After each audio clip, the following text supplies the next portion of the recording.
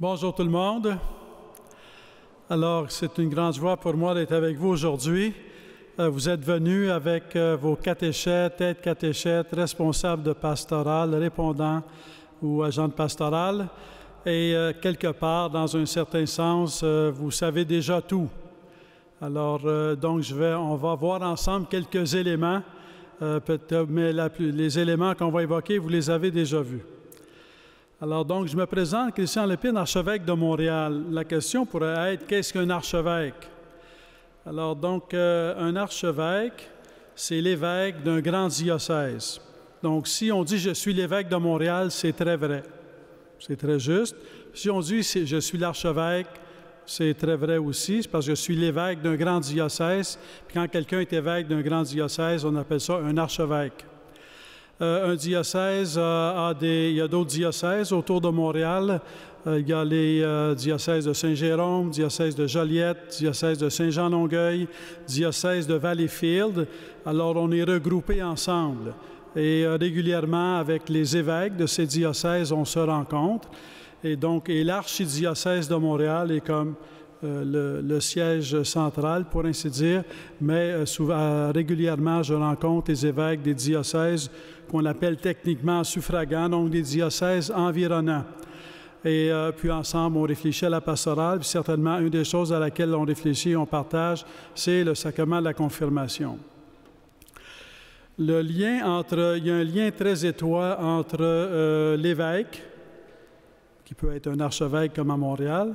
Il y a un lien très étroit entre l'évêque d'un diocèse et les apôtres, parce que les successeurs des apôtres sont les évêques. Déjà, les apôtres que l'on connaît dans la Bible, Pierre, Paul, Jacques, Jean, c'était les premiers apôtres.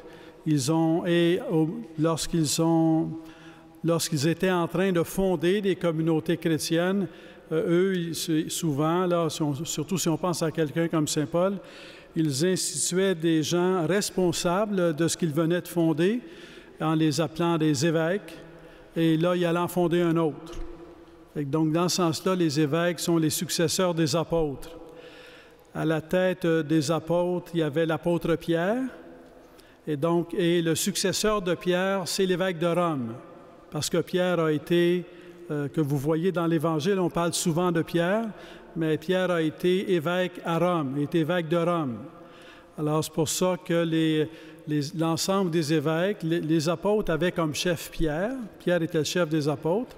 Donc, les évêques ont comme chef le successeur de Pierre, donc l'évêque de Rome. Et c'est l'évêque de Rome qui nomme les évêques dans les différents diocèses du monde. Le monde est comme divisé en diocèses dans chaque pays, sur tous les continents. Et l'évêque de Rome, sa responsabilité, c'est, après consultation toujours, de nommer des évêques dans les diocèses. Et les évêques qu'il nomme sont les successeurs des apôtres. Donc, les évêques, avec le successeur de Pierre à Rome, l'évêque de Rome qu'on appelle le pape. Vous êtes familier avec ça, le pape? Donc, les évêques, avec le pape, sont les successeurs des apôtres qui avaient Pierre à leur tête. Donc, quand en devenant évêque de Montréal, c'est comme dans une grande lignée. Et c'est pour ça que le sacrement de confirmation est très important pour les évêques. Tous les sacrements sont importants, mais les évêques demeurent importants parce que c'est relié au don de l'Esprit Saint. Vous vous souvenez les actes des apôtres, lorsque les apôtres sont dans une salle de prière au Cénacle et que là, il y a l'éruption de l'Esprit Saint, le don de l'Esprit Saint, c'est la Pentecôte. Ils reçoivent le don de l'Esprit Saint pour témoigner de Jésus-Christ. Donc, les évêques sont les successeurs des apôtres, reçoivent au moment de l'ordination pour être évêque le don de l'Esprit Saint pour témoigner de Jésus-Christ. Donc, c'est une grande joie pour moi d'être avec vous. Vous voyez différents signes en avant. Je vais en évoquer seulement deux, parce qu'on a quelques minutes seulement. J'en évoque seulement deux. J'évoque tout d'abord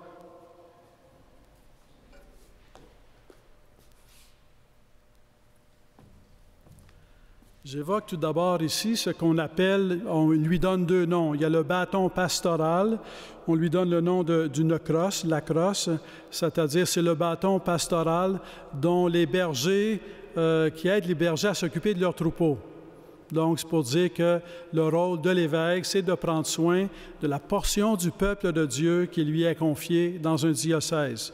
Donc, il est comme le premier répondant, si on veut, du peuple auprès de Dieu. Alors, j'ai des comptes à rendre à Dieu, des comptes à rendre à Jésus-Christ. Le premier répondant auprès de Jésus-Christ dans un diocèse. Donc, ce bâton pastoral, parce qu'avec le bâton pastoral, le berger, qu'est-ce qu'il fait? Il prend soin de ses brebis. S'ils sont attaqués par le loup, bien, il chasse le loup. S'il y a un se perd, bien, il va le chercher avec son bâton pastoral.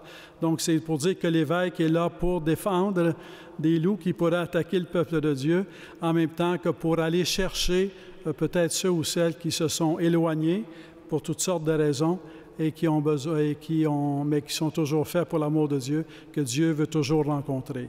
Alors ça, c'est le bâton pastoral qui est un des signes habituels de l'évêque dans une célébration, l'évêque. Et là, l'endroit où j'ai le droit de porter ce bâton pastoral, c'est ici à Montréal. Et en étant archevêque, j'ai le droit de le porter aussi dans les diocèses environnants. Joliette, Saint-Jérôme, Valleyfield, Saint-Jean-Longueuil. Si je vais dans un autre diocèse, je n'ai pas le droit de la porter parce que c'est vraiment le signe du pasteur propre du lieu avec les diocèses qui l'environnent. Donc, ici, j'ai le droit de le porter. Par contre, il y a un autre signe que je porte ici, mais que je peux porter partout. C'est ce qu'on appelle la mitre.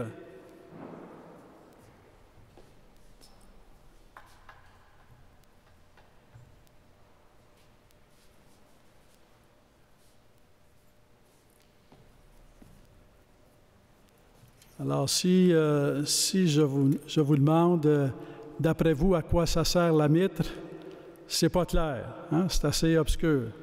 Alors, la mitre, il n'a pas toujours été fait comme ça, mais c'est une évolution dans le temps. Mais la mitre, ça renvoie à la parole de Dieu, c'est pour ça qu'il y a deux côtés.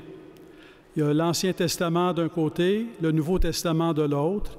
Et quand l'évêque met la mitre sur la tête, c'est pour dire qu'il est le serviteur de la parole de Dieu. Ancien Testament et Nouveau Testament. Ancienne Alliance et Nouvelle Alliance.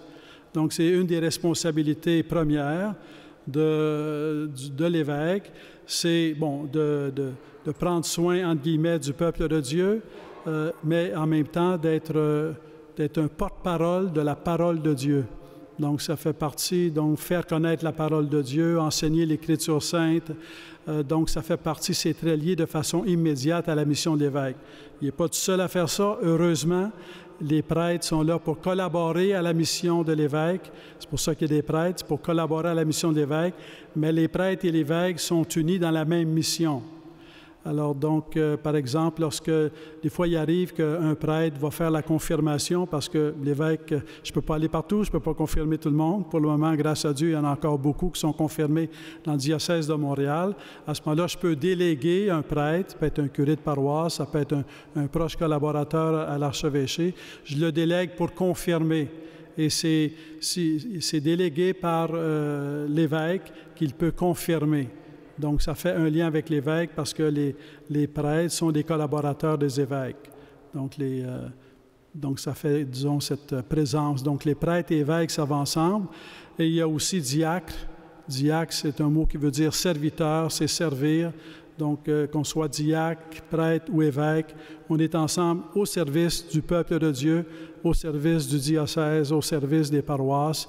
Et tant par le bâton pastoral que par la mitre, on est au service du diocèse, mais en portant la parole de Dieu, en communiquant la parole de Dieu, en donnant la parole de Dieu. C'est une des façons principales par lesquelles on est au service du peuple de Dieu.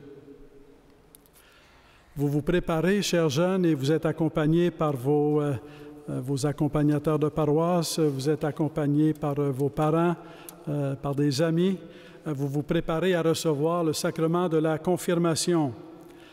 Le sacrement de la confirmation, disons, dans un certain sens, pour un peu entrer dans le sens du sacrement de confirmation, et il faut faire le lien avec le baptême. et faire un lien, finalement, une façon qui est, c'est de faire le lien avec la vie. Quand vous êtes né, vous avez reçu la vie. Mais à un moment donné, au début, pendant les premières années de votre vie, vous êtes en état de réception. Vos parents s'occupent de vous, vos parents s'occupent de votre santé, s'occupent que vous ayez un toit, s'occupent de vos vêtements, s'occupent de votre alimentation, s'occupent de votre expérience familiale, s'occupent de vous amener chez le médecin s'il y a lieu. Donc, vos parents s'occupent de vous et là, vous êtes en état de recevoir. Vous recevez. Vous êtes des enfants qui recevez, des nouveau-nés qui reçoivent, des enfants qui reçoivent. À un moment donné, vous grandissez.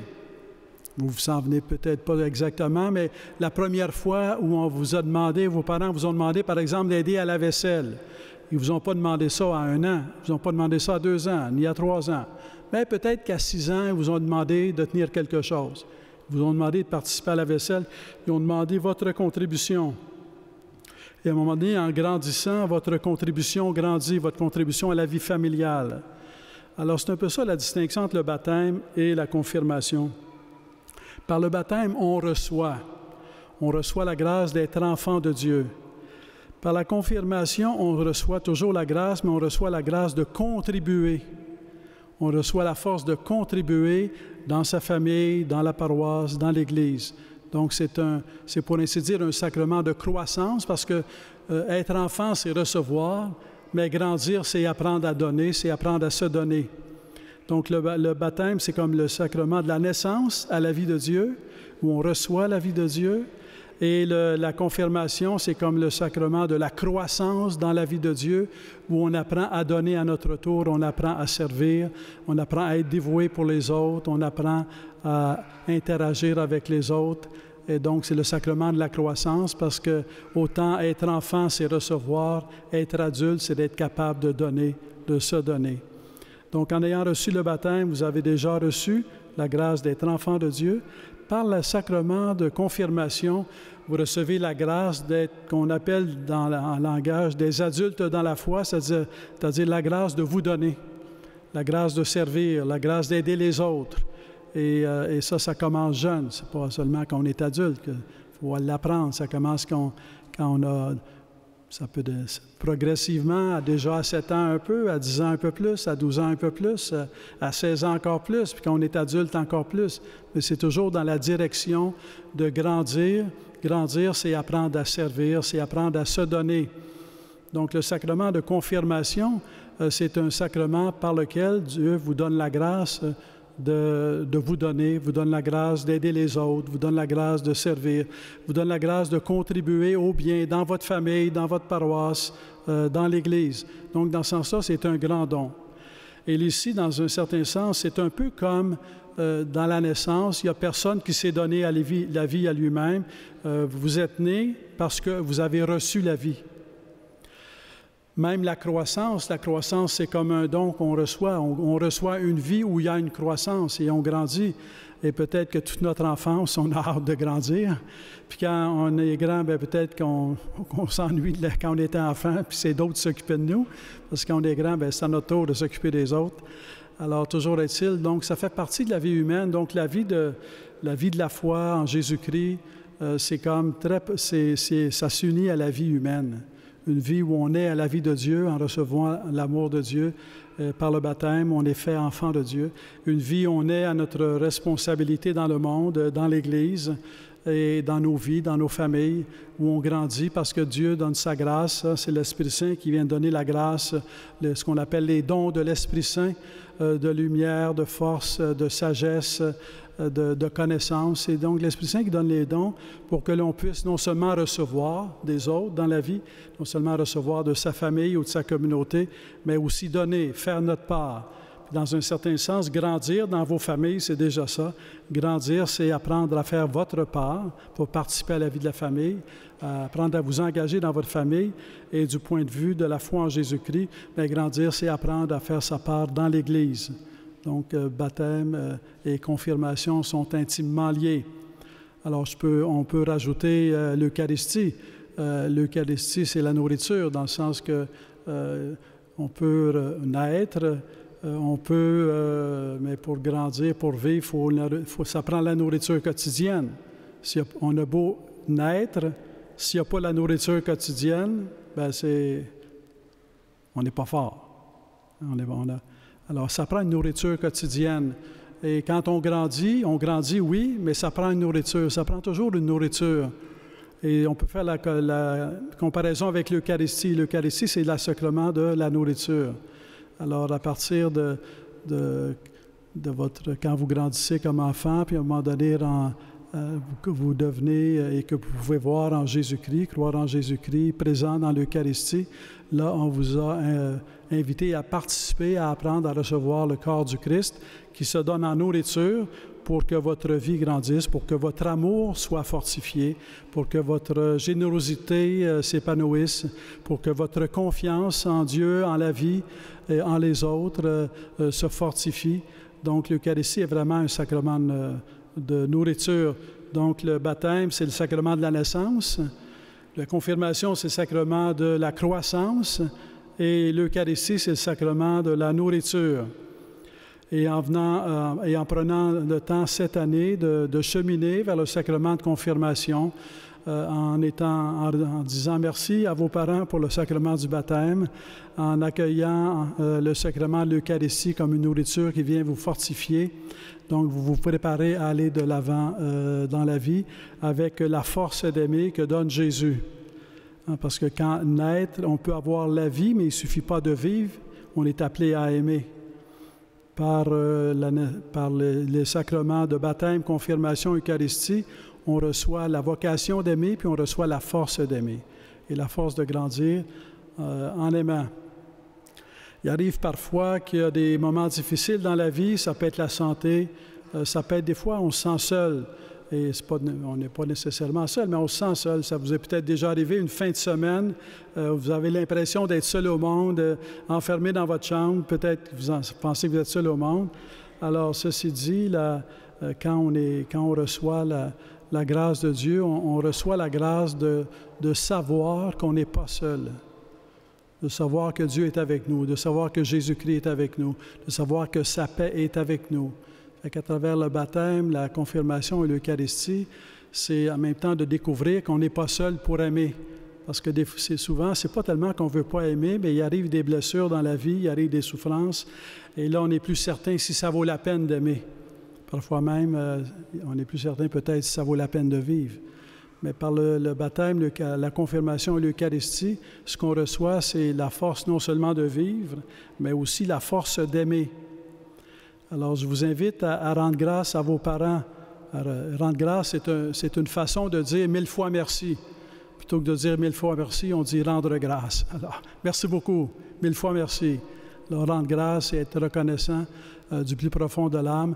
Rendre grâce à vos parents pour le don de la foi que vous avez reçu. Rendre grâce à vos parents qui ont nourri, qui vous ont conduit au baptême. Rendre grâce à vos parents qui vous nourrissent, mais qui, en vous nourrissant, nourrissent aussi votre foi. Rendre grâce à vos parents qui vous accompagnent pour le sacrement de la confirmation, où vous êtes comme fortifiés non seulement dans l'amour que vous recevez, mais dans l'amour que vous devenez capable de donner, ou davantage capable de donner. Une famille fait partie d'une communauté chrétienne, une paroisse. Alors, je rends grâce aux paroisses, à toutes les personnes que vous rencontrez dans la paroisse, le personnel pastoral, le curé, le prêtre, les agents de pastoral, les RSE, ou les parents qui, pendant les catéchèses, les moments de parcours catéchétique, se dévouent pour qu'il puisse y avoir différents groupes et que tout le monde trouve une nourriture. Alors, donc, je rends grâce à tout le monde parce que ça ne se fait pas tout seul, c'est un travail d'équipe. Et donc, la famille est comme une cellule, mais qui fait partie d'une plus grande famille, d'une plus grande cellule qui est comme la paroisse. Et la paroisse est comme une cellule qui fait partie d'une plus grande cellule qui est le diocèse. Alors, donc, donc de vous préparer à la confirmation, c'est un temps pour vous préparer au don de l'Esprit Saint qui vous fortifie dans la foi et qui vous donne sa paix, la paix de Dieu, la paix de Jésus-Christ, mais en même temps, un temps pour rendre grâce à Dieu pour vos parents et tous ceux et celles qui vous ont accompagnés sur le chemin de la foi, sur le chemin de la croissance dans la foi. On parle de croissance dans la foi parce que c'est jamais fini. Des fois, on pense que la croissance, c'est fini. Des fois, peut-être que vous voyez des gens qui ont 20 ans, puis vous dites, ils sont chanceux. Eux, ils ont fini de grandir. Mais demandez à quelqu'un qui a 20 ans, c'est qu'on n'a jamais fini de grandir. Demandez à quelqu'un qui a 40 ans, c'est qu'on n'a jamais fini de grandir, et ainsi de suite. Parce que le cœur, lui, est toujours appelé à grandir. Et pour le cœur, il n'y a pas de limite. Il n'y a pas de limite. Puis pour le cœur de grandir, c'est de grandir dans sa capacité d'aimer. Et ça, il n'y a pas de limite. C'est sans limite. Donc, on est appelé à grandir toute notre vie et le sacrement de confirmation nous accompagne toute notre vie pour nous aider à grandir dans notre force de don de soi, pour nous aider à grandir dans notre capacité de nous donner et d'aimer. Donc, le temps de la confirmation, c'est un temps pour, quelque part, redécouvrir à nouveau l'appel de Dieu à non seulement être aimé, mais aussi à aimer. Mais c'est un temps aussi pour dire merci à Dieu pour toutes les personnes qu'il a mis sur notre chemin, en commençant par nos parents, notre famille, la communauté chrétienne à laquelle nous allons, puis finalement toute cette famille des enfants de Dieu dans laquelle nous sommes. À la grandeur de la terre, il y a à peu près 1,2 milliard de baptisés. Puis on peut élargir presque jusqu'à 2 milliards en considérant nos frères orthodoxes, protestants, les évangéliques. Alors, donc, c'est la grande famille des enfants de Dieu. Puis l'Église catholique est comme une force de cette connaissance de Jésus-Christ, de l'amour de Jésus-Christ, de révélation de l'amour de Jésus-Christ, de l'attachement à Jésus-Christ. Alors, donc, je vous invite à continuer de découvrir de votre foi. Il y a différents mots pour l'amour, différentes façons de définir l'amour, et ça pourrait être intéressant qu'on partage nos définitions de l'amour. Je vous en donne une définition de l'amour que vous pouvez retenir. Il y en a d'autres aussi qui sont excellentes. Une des définitions de l'amour, c'est que l'amour vrai, c'est l'amour toujours plus grand. C'est-à-dire, c'est l'amour qui veut chercher toujours à aimer davantage. Alors, c'est l'époux qui veut aimer toujours davantage son épouse ou ses enfants. C'est l'épouse qui veut chercher à aimer toujours davantage son époux puis leurs enfants. Ce sont les enfants qui veulent aimer toujours davantage leurs parents. Les parents qui veulent aimer toujours davantage leurs enfants. L'amour vrai, c'est l'amour qui ne s'installe pas. C'est l'amour qui grandit toujours. C'est l'amour qui travaille dans la confiance, mais qui travaille. Et qu'est-ce qui permet que l'on puisse trouver en nous la force d'aimer? Qu'est-ce qui permet que l'on puisse trouver en nous, je dirais, la confiance que ça vaut la peine d'aimer? Parce qu'il y arrive parfois des épreuves, peuvent nous dire, est-ce que ça vaut la peine d'aimer? Est-ce que ça vaut la peine de vivre? Le doute surgit dans notre esprit. Mais qu'est-ce qu'on peut voir ou en quoi est-ce qu'on peut croire qui nous dit que ça vaut véritablement la peine d'aimer? C'est qu'on est aimé. Si on ne faisait pas l'expérience d'être aimé, ça serait très difficile d'envisager l'amour comme sens à la vie. C'est pour ça que l'expérience d'être aimé est fondamentale. C'est pour ça que pour les enfants, de faire l'expérience d'être aimé par le parent comme vous le faites, c'est fondamental. Mais quelque part, on a tous nos fragilités en tant qu'être humain, et ce que Dieu vient nous révéler en Jésus-Christ, c'est que Dieu nous aime. Dieu, la première chose qu'il nous dit, c'est pas aimer. La première chose qu'il nous dit, c'est « je vous aime ». Dieu, la première chose qu'il nous dit, c'est pas « faites ceci, faites cela ». Dieu, la première chose qu'il nous dit, « voici ce que j'ai fait pour toi. J'ai envoyé Jésus, le Fils, pour qu'il donne sa vie pour toi et pour toute l'humanité ». Et dans ce sens-là, découvrir qu'on est aimé, c'est comme fondamental. Et c'est de là que surgit la force d'aimer en retour. C'est pour ça que le baptême, c'est avant la confirmation. Parce que c'est cette importance de découvrir par la grâce, autant que par l'environnement familial et communautaire dans lequel on est, découvrir qu'on est aimé. Et à partir de cette découverte, de ce savoir profond au fond de notre âme, je suis aimé, je suis aimé. Et à partir de là, peut grandir là, je veux aimer. Je suis aimé, je veux aimer. Le baptême, c'est je suis aimé. La confirmation, c'est je veux aimer. Alors que donc ce temps de partage ici à la cathédrale soit pour vous bénéfique et vous allez à chaque confirmation qui va être vécue dans le diocèse. Quelques-unes, c'est moi qui vais y aller, mais je ne peux pas toutes les faire. Alors, je délègue. Alors, tous ceux qui vont aller pour votre confirmation dans le diocèse, ça va être des gens délégués par l'archevêque. Quand c'est le baptême, par exemple, ça va comme de soi. C'est une délégation pour tout le monde. Les baptêmes peuvent avoir lieu dans une paroisse. Quand c'est pour la confirmation, c'est une délégation pour chaque événement. Tel événement de confirmation qui va avoir lieu dans telle paroisse, le prêtre qui va être là pour baptiser est délégué par l'archevêque de façon spécifique pour confirmer là où les confirmations vont avoir lieu. Alors, donc, on va continuer à prier ensemble, on va continuer à partager.